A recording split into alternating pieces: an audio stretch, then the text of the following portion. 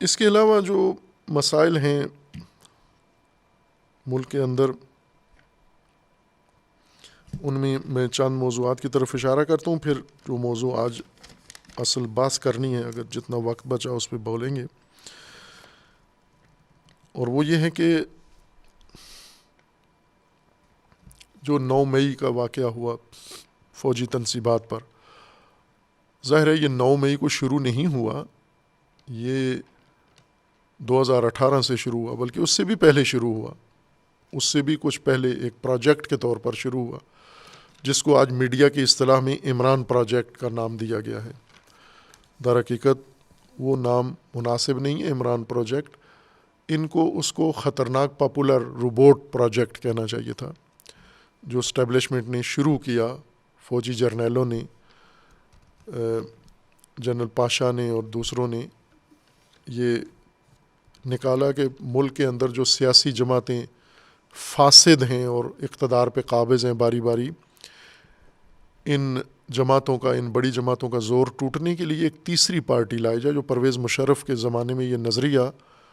پیدا ہوا تھا اسٹیبلشمنٹ کی طرف سے کہ ان کا زور توڑنے کے لیے تیسری طاقت سامنے لائی جائے۔ تو تیسری طاقت انہوں نے مختلف اس پہ مطالعہ تھا، مذہبی طاقت کوئی لائی جائے یا کون سی طاقت لائی جائے، تو آخر کار ان کی نگاہیں اس شخص پر جا کے ٹھہریں کہ اس کے اندر وہ شرائط پائی جاتی ہیں تاکہ ہم اس کے ذریعے یہ لے آئیں۔ باہر کے وہاں سے انہوں نے یہ پروجیکٹ آغاز کیا اور اس کے لیے مختلف مراحل طے کرتے کرتے آخر کار اس کو اقتدار میں لے آئے۔ اقتدار میں لانے کے بعد پھر اس کی ہر طرح کی مدد کی، حمایت کی، اور وہ تاریخ پاکستان میں برے طریقے سے ناکام ہوا۔ اتنی ناکام حکومت، مضبوط اور ناکام، ہمیں تاریخ نہیں بتاتی۔ رہی ہیں ناکام حکومتیں، لیکن درجہ ناکامی کا اتنا نہیں تھا، کچھ نہ کچھ کرتے رہتے تھے، لیکن مجموعی طور پر ان کو بھی ناکام کہا جا سکتا ہے، لیکن اس سطح کی ناکامی کسی کے نصیب نہیں ہوئی۔ اس کی کئی وجوہات تھیں۔ ایک تو یہ کہ انہوں نے جو روبوٹ تیار کیا تھا صحیح طریقے سے اس کی سیاسی پرورش نہیں کر سکے، سیاسی ذہن بنا ہی نہیں سکے، اور سیاسی ان کے تربیت میں، نصاب میں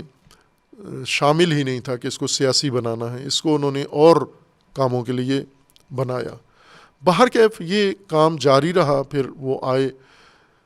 ملک ان کے حوالے کر دیا گیا۔ ایسا شخص جس کو ایک دن کا تجربہ نہیں ہے مینجمنٹ کا، ایڈمنسٹریشن کا، کوئی تجربہ نہیں ہے، نہ اس کو پلاننگ کا تجربہ ہے، نہ اس کو کسی پروجیکٹ بنانے کا تجربہ ہے، نہ فائل ورک کر سکتا ہے، نہ آفس کام کر سکتا ہے، کچھ بھی نہیں کر سکتا، یعنی اس کا مزاج ہی ایسا ہے۔ آج بھی اگر ان کو دیں کوئی فائل ورک، وہ نہیں کر سکتا، نہ قانونی فائل پڑھ سکتا ہے، نہ کوئی ٹیکنیکل، نہ کوئی اقتصادی، کچھ بھی نہیں۔ اس کے لیے ان کے ذہن میں یہ تھا کہ ہم ان کے ساتھ کارآمد اور اچھے تجربہ کار لوگ لگائیں گے، شیڈو گورنمنٹ بنائیں گے، سامنے یہ رہے گا وہ شیڈو گورنمنٹ کام کرے گی۔ باہر کیف وہ بنایا اور اس کو لانچ کیا، پھر اس کی بھرپور حمایت کی، اور اس نے تباہی شروع کی اور ملک کو یہاں تک پہنچایا۔ اور پھر اس کا ایک مرحلہ 9 مئی اسی کا ایک حصہ تھا اس پروجیکٹ کا، اور 9 مئی کو اس کا رخ خود ان لوگوں کی طرف ہو گیا جنہوں نے اس کو بنایا تھا، جو اس کو لائے تھے آگے۔ اور اس دن تک اسٹیبلشمنٹ کے اندر کوئی واضح فیصلہ کن چیز نہیں تھی کہ اس کو کنٹرول کریں نہ کریں، لیکن اس واقعہ نے اسٹیبلشمنٹ کو ایک صفحے پر، ایک پیج پر اکٹھا کر دیا، اور سب اس کے حامی مخالف یہ ہو گئے کہ اب خطرناک صورت داخل ہو چکی ہے، اب اس کو کنٹرول کیا جائے۔ اور اس کنٹرول کے لیے انہیں پکڑا گیا جو مجرمین تھے ان کے، اور اس دن سے یہ پھر تاثر دیا گیا کہ اب ماسٹر مائنڈ کی طرف جانا ہے، خصوصاً جب فارمیشن کمانڈرز کا اجلاس ہوا، کانفرنس ہوئی، اور اس کے اندر فیصلہ کیا گیا کہ یہ جو آگے مورے تھے جو پکڑے گئے ہیں، ان کے پیچھے جو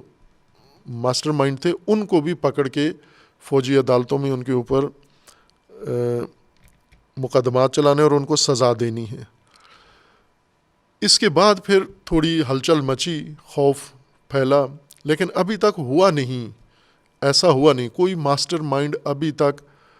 اس میں نہیں آیا، نہ کوئی ایسا مقدمہ بنا، نہ کیس بنا، نہ فائل بنی، نہ گرفتاری ہوئی۔ اور ماسٹر مائنڈ صرف ایک شخص نہیں ہے، اتفاقاً 9 مئی کا ماسٹر مائنڈ عمران خان نہیں ہے، یہ مسلم بات ہے، اس کے اوپر کئی ثبوت دیے جا سکتے ہیں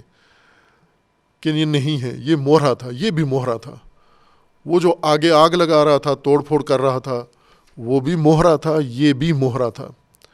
ماسٹر مائنڈ پیچھے اور ہیں، اور یہ جو فارمیشن کمانڈرز نے فیصلہ کیا وہ ٹھیک فیصلہ تھا اور درست فیصلہ تھا، اور ماسٹر مائنڈ پکڑیں،